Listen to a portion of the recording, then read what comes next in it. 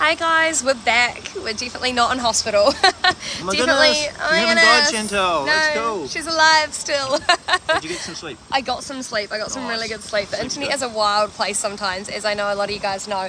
But me and Dad just wanted to jump on today, do a bit of a dual live. Yeah, have a wee which chat is- about what's going on Yep. and what's happening in the future that we know about anyway. Yeah, which is awesome. So as you guys will know, Frontline Law is the law firm that worked with the NZDF and the police force, and they won their case recently, which was really exciting. They then contacted me last night. They've put out a thing, I think at 6 a.m. this morning, and what they're saying is they're really happy that they won their case, but they're so thankful that the New Zealand people really backed them, both in funding and also in love, and also in all the support that they got over the last couple of months. And so they're now bringing another case, and they want all mandates dropped for all New Zealanders by the 4th of March, which is so exciting. The good news Awesome. is it's 4th of March of this year, not next year. And the reason it's so exciting is the whole traffic light system, the mandates are a waste of time now.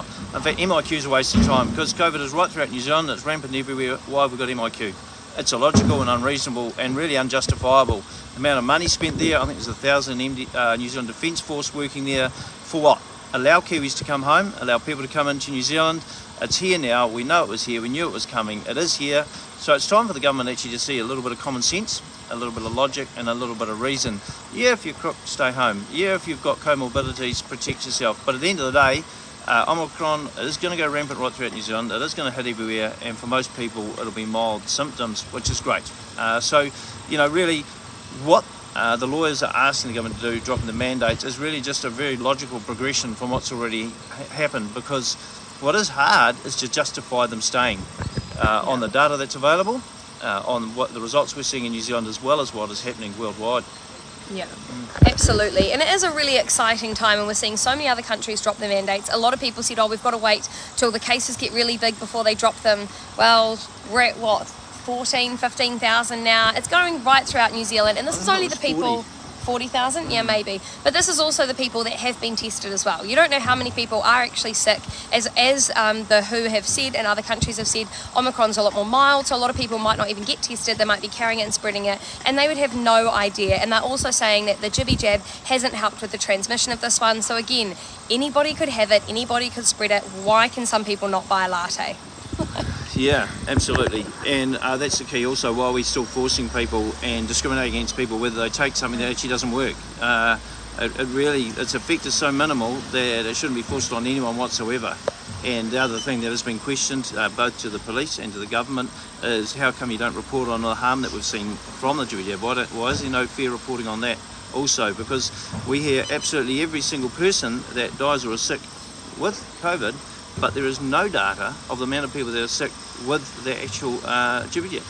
Why is that not there as well? If you're playing in a level playing field, you know what I mean? If you're being honest and open and upfront and reporting on the real data, then every time you report of how many cases are with COVID, you should also report how many people are in hospital because or with the jibby jab, because that is fair reporting, isn't it?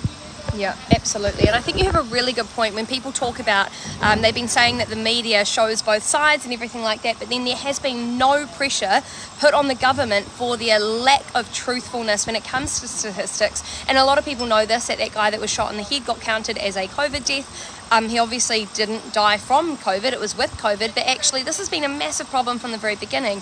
Why is this not talked about? I think since the outbreak first started, we've had about 60,000 deaths in New Zealand. 60 of them are people with COVID, and that has justified 2 years of lockdowns, $60 billion spent. So many doctors and nurses have lost their jobs, and firefighters and everyone else, chiropractors, teachers, the whole lot, social workers. It's not justified, it's ridiculous, it needs to stop, and people need to put more pressure on the government now. It's been great seeing more and more politicians now saying that it should be dropped. We've been saying this from the very beginning. And one thing I would recommend to people, look at the science, and if it's actually changed, or if it's just some people have been saying the same thing from the very beginning, and how consistent they've been. Because I think it's very interesting if you look at your sources. A lot of people have said from the beginning that you should just isolate people that are sick and get tested if you are symptomatic, not if you're asymptomatic. I mean, the expense to this country has been insane, and how can we justify this now when we're seeing people 2 years on and it is relatively more mild?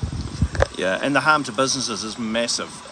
We're seeing it while being here in Wellington. The businesses that are closing It just continues to snowball, and it's not because of COVID, it's because of the mandates, it's because of the traffic light system, it's because people are so fearful to go out. And that is wrong. It shouldn't be happening. We shouldn't be losing businesses. These are hardworking Kiwis that have ploughed all their time, energy and finance into creating a business, and now they've got two things. One, people say, I've got a sniffle, I can't come to work, I've got to self-isolate, so they haven't got the workers, and then people are too scared to go out, so they haven't got the clients. It's a double whammy, and it's destroying us as a nation, and it doesn't have to happen, because you know what we've experienced over the last 2 weeks of being in Wellington, being down there on site at Parliament, is the most caring, the most freeing, the most loving environment that I've been in for a long time. It's amazing, and it's people having good conversations, people from all walks of life, and I think that's New Zealand we actually want. And I'm really sad for the amount of people that are believing mainstream media that it's filthy, that it's dirty, that it's they're all this people or that people, which is blatant lies. I'm sorry, I'll just call that what it is. They are lies. It's not. It's all walks of people, and they're actually really loving and kind. It's been amazing. And so that's the sort of society we want in New Zealand, not one ruled by fear. And it's that fear-mongering that the government have done in 2 years of sustained propaganda, continued lying people, putting out false evidence, putting out false facts, not giving all the data, not allowing people to choose, that has been destroying us as a nation.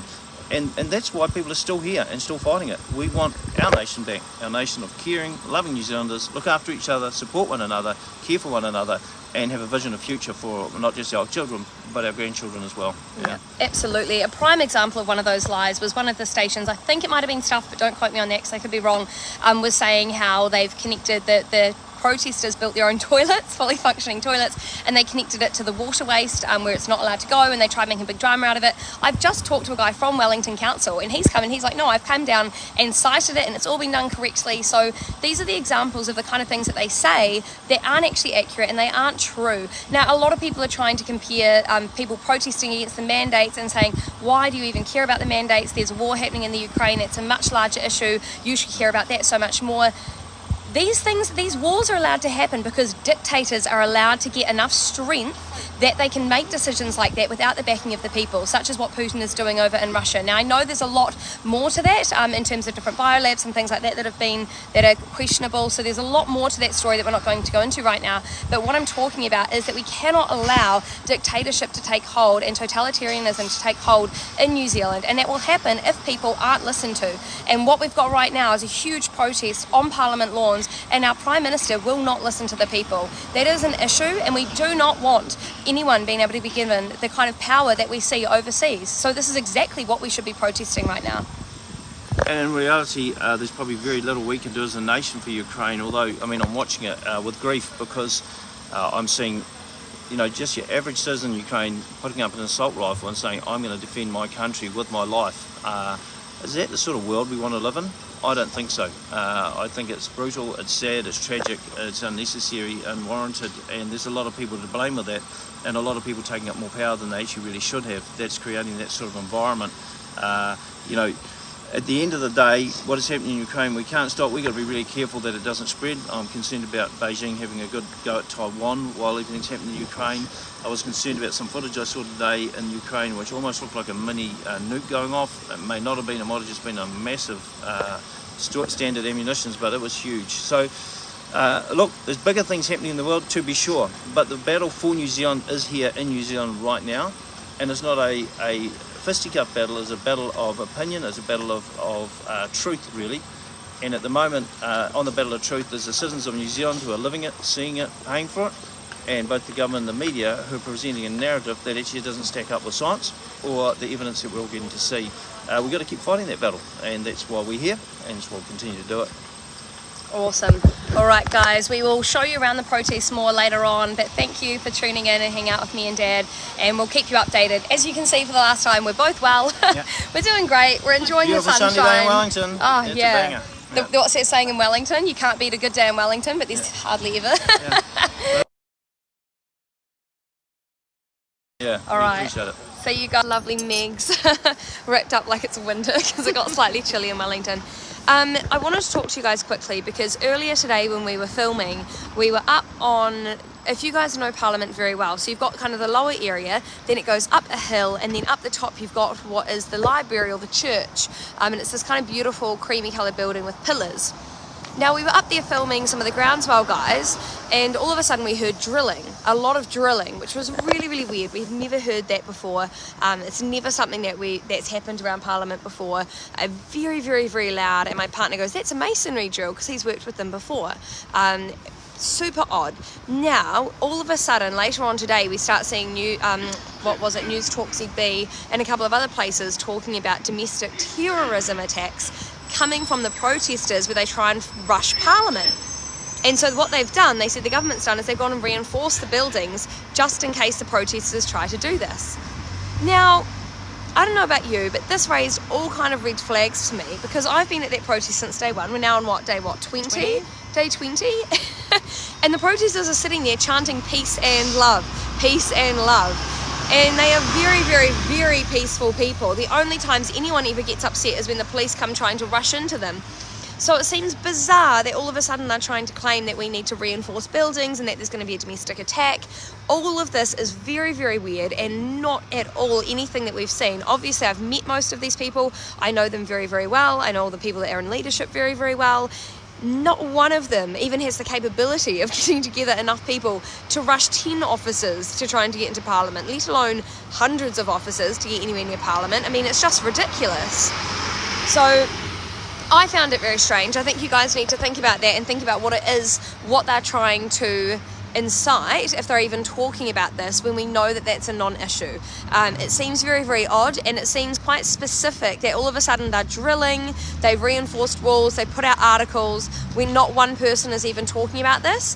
And even if they were, say there were a couple of people who decided to be, you know, that way inclined and try and say silly things, there might be only 4 or 5 of them, which I'm sure 100 police officers could easily take. And whenever there's been issues earlier with any of the protesters have actually handed over that person causing issues to the police. They've gone and given them to the police to get rid of them, saying, no, we don't want that kind of energy. So when they know the protesters are doing that, to then turn around and pretend that they're all going to swarm Parliament is just bizarre and ridiculous and completely false. So yes, that's my 2 cents. What do you think, Megs? Yeah, it does make me a little bit concerned about what's going on and what they're really planning. So just to be aware and make sure you've got your good shoes on in case we need to stand our ground a little bit more solid than we have been. I've got my flip-flops, my jandals. I'll be going back and putting on my sneakers. Nice. Love it. And Joseph as well. Yes, well, we want to talk about Joe as well. So our lovely, lovely friend Joe Ford, no one has seen him as of yesterday, so everyone's getting quite worried. So yesterday morning he apparently checked out of the Novotel. He messaged his wife and one of his friends, who's also our friend, saying that he's going to go to the airport and get on a flight home. He obviously hasn't made it home. No one's heard from him. His phone's been off since yesterday at 12 o'clock. Everyone's a wee bit concerned, so if you guys can go onto my page, look at photos of Joe. If you hear anything, if you know anyone that works at the airport, anything like that, we've done everything we can to try and track him down. But if you hear something, please say something, because his safety is so important to us and so important to his family as well. Thanks, guys. Awesome. All right, we will look forward to seeing you later on. Bye.